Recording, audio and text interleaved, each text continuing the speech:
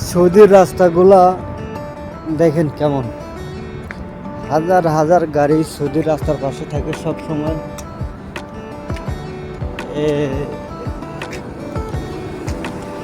আপনার গাড়ির কোনো মূল্যই নেই এখানে, ঠিক আছে।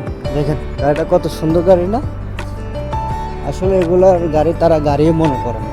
আমাদের বাংলাদেশে যেরকম যেরকম আমাদের বাংলাদেশে আমরা অনেক সময় যে সিএনজির গাড়ি মনে করি না বা অটোরে গাড়ি মনে করি না, অবহেলা করি, ঠিক সৌদি আরব এরকম এ দেশে তারা এরকম ভালো ভালো ব্র্যান্ডের ভালো ভালো দামি গাড়িগুলোরই তারা অটো রিক্সার মতো মনে করে আর কি। তবে তাদের বাড়িগুলো বাইরের দিকে অনেকগুলা সুন্দর, খুবই, তো ভিতরে আরো সুন্দর। জায়গাগুলো আসলে অনেক সুন্দর জায়গা, মোটামুটি ভালো, খারাপ না। তবে আমি বাংলাদেশের মানুষকে বলবো, ভাই সৌদিতে আসলে একটু ভেবে চিন্তে আসিয়েন, কারণ এখানে দালালে ভরপুর, কথা বলছেন। কাজের চাহিদাটাও একটু কম, এখন বর্তমানে কাজ নাই, আর দালালের কারণে আপনার কাজকর্ম অনেক সমস্যা। আর আমি মনে করি সৌদিতে এখন না আসলে ভালো হবে, তবে আপনারা আশা করি অন্য অন্য দেশে ট্রাই করতে পারেন, সৌদিতে আসার প্রয়োজন নেই।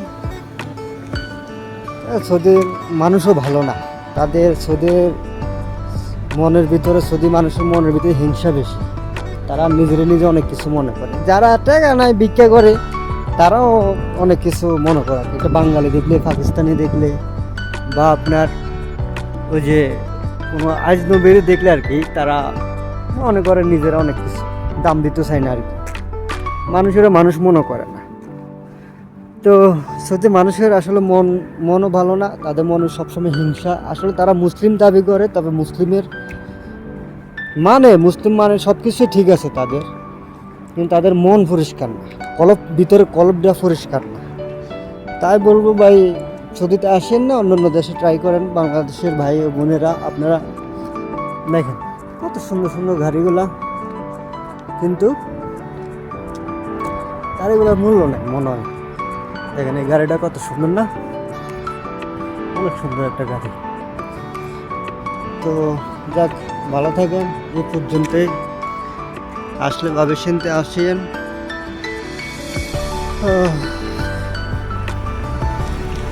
অনেক পরিশ্রম হইল, সবাই ভালো থাকেন, দোয়া করেন।